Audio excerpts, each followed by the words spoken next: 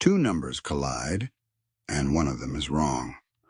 Lafayette Pool is often said to have destroyed more than 200 German vehicles and died alone fighting tigers. The shock comes from learning the verified record. Pool survived the war, and his legend grew from real success mixed with later exaggeration. This story still matters because the truth is stranger than the myth. Pool, a farm kid from Texas, became one of America's most effective tank commanders in Normandy.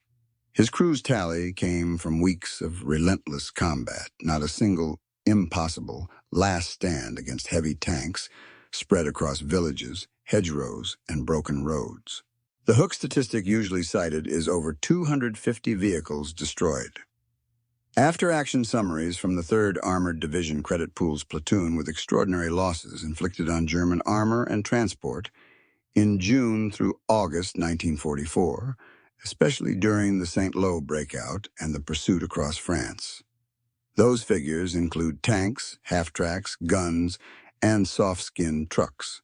Context comes after the jolt. Pool commanded Company 1, 32nd Armored Regiment, 3rd Armored Division, Spearhead. His Sherman was named In the Mood, a nickname carried across several replacement tanks, as losses and breakdowns forced constant swaps during the Normandy campaign, a common practice documented in unit maintenance logs and crew recollections. Pool's effectiveness came from crew coordination and aggression, not lone heroics. He worked with gunner Clarence Smoyer, loader Wilbert Schoolboy Hase, and driver Bill Close, men whose names appear repeatedly in reports praising speed of target acquisition and disciplined fire control under pressure during short, violent engagements across bocage terrain sectors. Avoiding myth means addressing tigers. In Normandy, German heavy tanks were present but rare compared to Panthers and assault guns. Pool's confirmed kills overwhelmingly involved Panzer IVs, self-propelled guns, and vehicles caught during rapid advances, according to divisional after-action reports compiled weekly by regimental intelligence officers during summer operations period.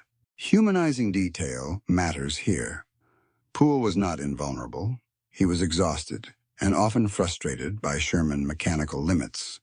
Crews complained in letters and interviews about thrown tracks and overheating engines during long road marches, problems that slowed pursuit and invited ambush, especially in summer dust and traffic congestion behind schedules.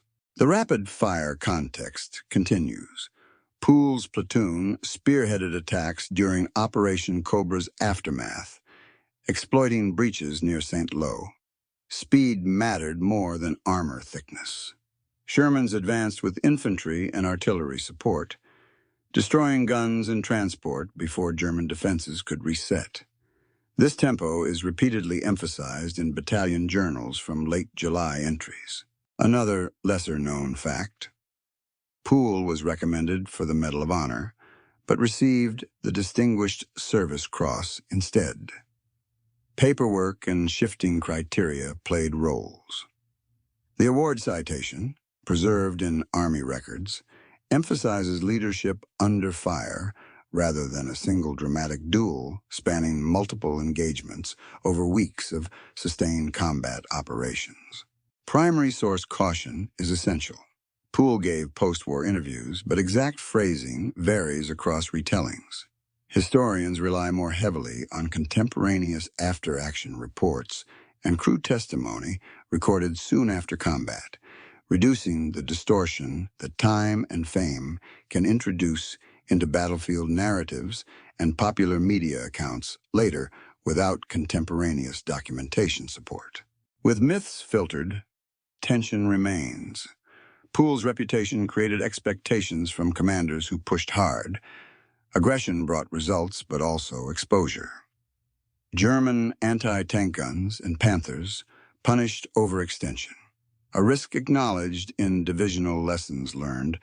Summaries circulated before September as units approached the German border after weeks of pursuit and attrition mounted. This is where chronology tightens. By early September 1944, the 3rd Armored Division was fighting near the German frontier, facing reorganized defenses. Losses mounted, replacements were green, and veterans like Pool carried disproportionate burdens, leading armored thrusts into prepared positions as operational tempo finally slowed under logistical strain and fatigue. Section 1 ends without a last stand. The verified record shows a successful commander approaching a dangerous phase, not a doomed loner. What follows is combat, wounding, survival, and legacy, more complex than legend, and documented well enough to trace without invention through official records and veteran testimony collected post-war carefully. That distinction sets the stakes.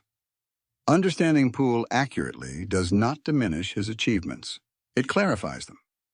The next section moves into the fighting that wounded him and ended his frontline command, separating what happened from what later stories claimed happened according to unit reports and medical records from September 1944. Combat did come, just not the way legend claims. In mid-September, Pool's company fought near the German border around Münsterbusch. Shermans advanced against dug-in anti-tank guns and Panthers.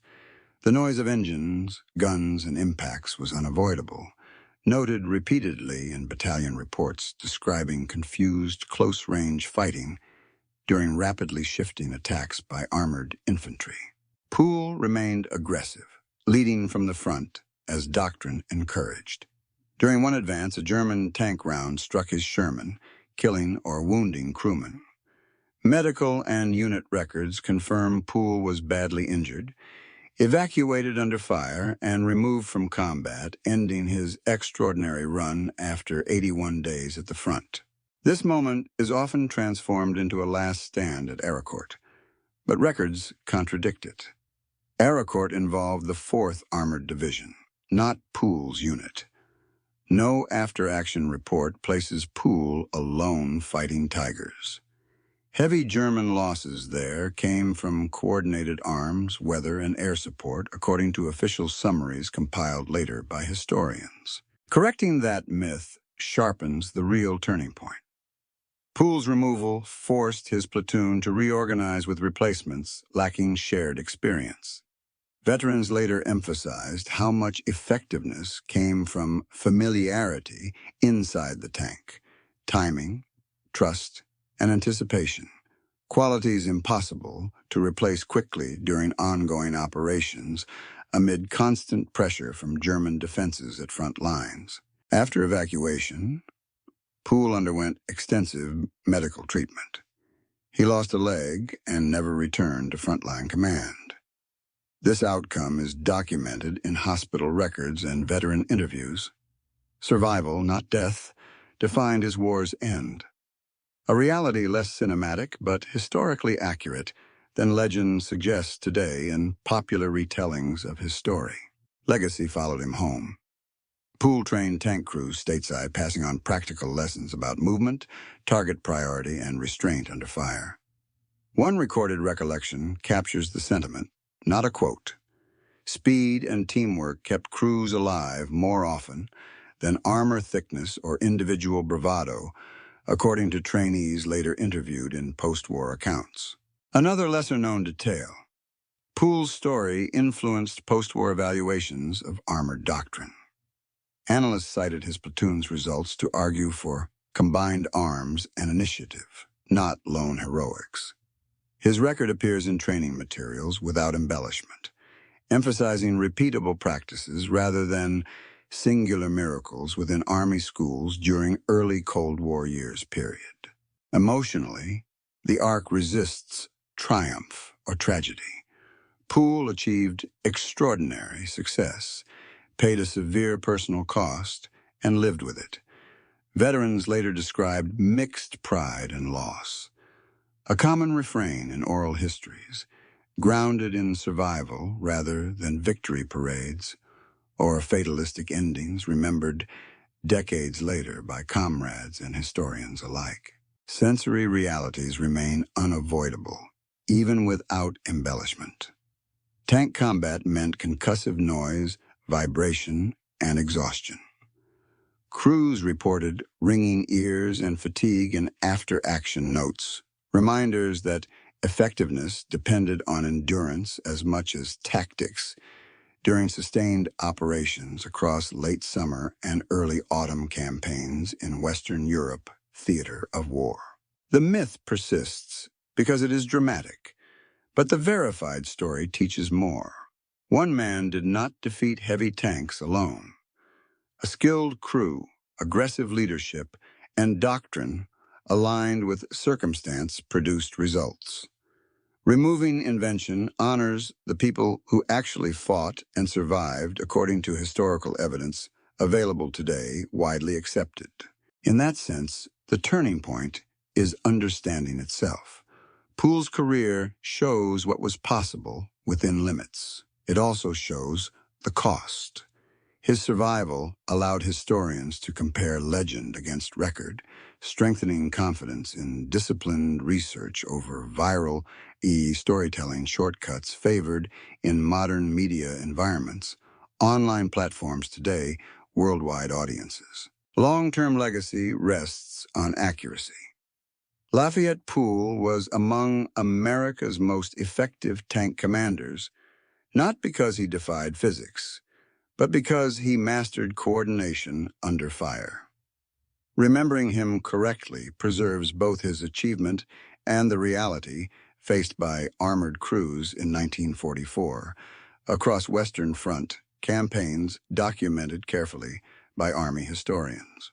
That is the conclusion legend avoids. Poole did not need a fatal last stand to matter. His documented service, wounds, and post-war influence carry weight. History, handled carefully, remains compelling without adding what never happened or removing what truly did according to surviving records and testimony available today publicly accessible. Separating myth from man ultimately respects both. Poole's story stands as a case study in effectiveness, injury, and survival. It challenges us to prefer evidence over spectacle and to value the lived experiences of those who returned as much as those who did not, from war documented faithfully by historians since.